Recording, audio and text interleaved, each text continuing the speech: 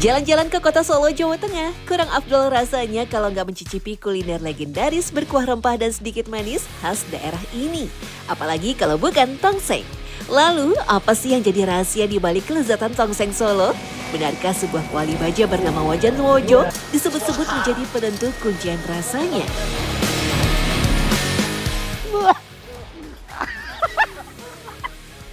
Nggak gerak, nggak gerak. Bisa. 1, 2, 3.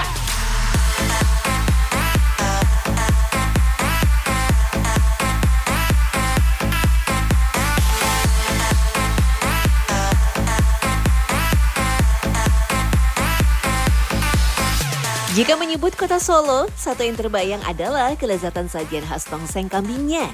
Makanan berkuah dengan isian daging kambing ini menggunakan bahan dasar kuah gulai yang ditambah bumbu lagi dengan tambahan kecap manis.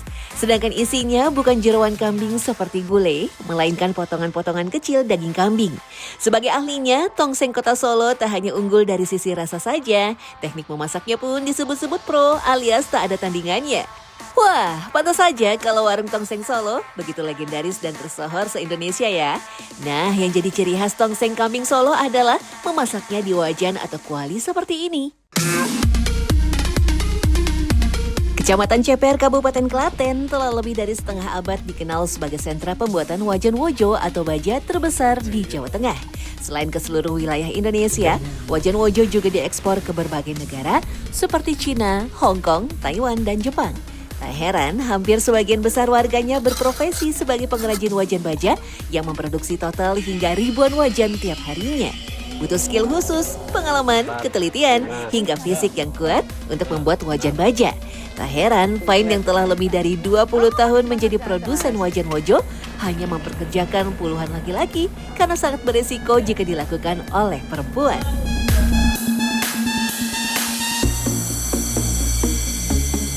Untuk menghasilkan wajan wojo yang sempurna dan berkualitas, setidaknya butuh 4 tahap utama, yaitu penyiraman, pencetakan, pengecoran, dan finishing. Uniknya, meski bahan utamanya besi baja, ternyata cetakan awal wajan wojo adalah tanah liat. Ada 2 cara pembuatannya. Pertama, campuran tanah liat dan air diadon secara manual sampai teksturnya pas, yakni basah tapi tidak terlalu lembek. Kedua, penyiraman langsung dengan takaran air yang pas. Selanjutnya, adonan tanah liat akan dioleskan ke atas cetakan wajan besi sampai menutupi seluruh permukaannya. Lalu dipadatkan dan dikubur ke dalam timbunan tanah basah. Setelahnya dijemur atau dibiarkan mengeras. Proses ini setidaknya makan waktu 2 hari. Bagian apa sih yang paling penting menentukan kualitas dari si wajan wojo itu, Pak? Ya, untuk menentukan kualitas bagus tidaknya atau proses pencetakannya itu ada sekitar 4 fungsi, Mas. Yang pertama itu dari penyiraman itu. Dan kalau itu nanti tanahnya terlalu basah, nanti bikin wajan kalau kena cairan logam itu nanti kan mendidih. Warna apa? Mub. Ya. Yang kedua proses pencetakan. Proses pencetakan itu menentukan ya tukangnya, tenaga ahlinya. Salah satu tahapan tersulit dan terberat adalah proses pengecoran, di mana biji besi atau lempengan baja mentah harus dilelehkan dulu dengan proses pembakaran dengan alat berat dan pemanasan api hingga mencapai suhu lebih dari 1500 derajat Celcius agar cepat melebur dalam waktu kurang dari 30 menit. Jika sampai sedikit saja ada kesalahan perhitungan atau sistem pengoperasian, bisa membahayakan pekerjanya. Disinilah pengalaman kerja dan jam terbang lebih diutamakan daripada sekedar kekuatan fisik. Cairan logam panas ini selanjutnya ditampung ke dalam ember baja. Lalu sedikit demi sedikit diambil dan dituang ke dalam cetakan tanah liat melalui lubang kecil yang sudah dibuat. Tak kurang dari 10 menit, timbunan tanah dibongkar untuk mengeluarkan cairan logam yang telah mengeras dalam cetakan. Hati-hati ya, proses ini sangat berbahaya. Sebuah kesalahan kecil saja bisa membuat wajan wojo rusak dan menjadi produk gagal. Yang ketiga, proses pengecoran sama bahan. Bahan yang digunakan itu harus benar-benar dari logam atau cor yang bagus. Kalau untuk misalnya untuk dari awal blok mesin atau mesin tenun gitu. Yang keempat itu yang finishing tadi. Finishing ya. tadi. Finishing itu menentukan sekali. Ya. Wajan Wojo biasanya dibuat dalam beberapa ukuran. Mini, kecil, sedang, besar, dan super besar atau jumbo, tergantung pesanan pelanggan. Harga wajan Wojo juga bervariasi dari Rp35.000 sampai Rp350.000 yang ukuran besar. Aduh, lumayan sih ini. Jadi ini proses apa ya, kayak istilahnya panennya nih, udah masa panennya. Jadi si cetakan dari tanah tadi dan juga cetakan wajannya udah dicor pakai cairan baja yang encer merah tadi apa ya, api ya. 10 menit doang ternyata. Tapi ini tanah ini semua panas sih. Semua panas. Dan ini udah siap diangkat, nanti udah hampir 80% jadi wajan. Secret Lovers, rupanya untuk mengeluarkan cetakan logam cor tak semudah yang dibayangkan. Karena semua masih dilakukan secara manual, jadi benar-benar butuh ekstra tenaga. Pantas aja sih kalau di pabrik wajan Wojo semua pekerjanya harus Nggak, gua laki-laki naik di tengah. karena memang seberat itu.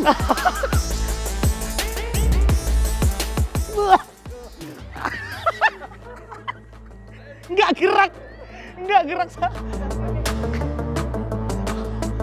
gerak sama sekali. Ini berapa kuintal ya?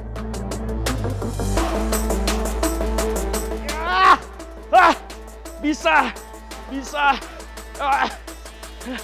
Tumplek kemana, Pak? Sini. 1, 2, 3. Ya.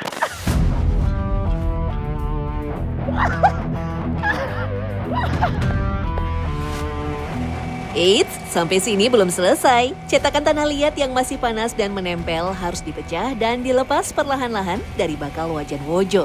Setelah itu bagian wajan yang masih panas ini harus diletakkan di ruang terbuka dan dibiarkan mendingin secara alami setidaknya sampai 1 minggu. Proses terakhir adalah polish atau pemolesan. Wajan Wojo yang masih kasar dan terdapat bekas cetakan harus dihaluskan dengan gerinda dan dilapisi cairan khusus agar mengkilap dan tidak lengket. Ya, prosesnya butuh dari pencetakan, terus pengecoran, sampai finishing itu ya kurang lebih nanti 1 bulanan, Mas. 1 bulan 1 ya? bulan. Produksi berapa lama, Pak, kalau 1 kali produksi? Berapa banyak? 1 bulan itu ya kurang lebih 900 sampai 1000 piece wajan dari berbagai macam ukuran. Mas. Usaha memang tak mengkhianati hasil. Dari proses pembuatan yang rumit dan panjang, menghasilkan sebuah produk multiguna yang tak hanya mudah dipakai, tapi juga sangat efisien. Tak heran, sejak viral melalui beberapa konten kuliner, permintaan produk wajan Wojo terus meningkat. Tak hanya dari kalangan pedagang, tapi juga mulai diminati para ibu rumah tangga. Wajan Wojo ukuran sedang yang paling banyak dipesan karena cocok untuk digunakan sehari-hari. Pesanan terbanyak berasal dari pemilik warung makan dan para chef di restoran. Bahkan hampir semua pedagang tongseng atau nasi goreng di wilayah Klaten dan Solo rata-rata menggunakan wajan Wojo karena punya banyak kelebihan.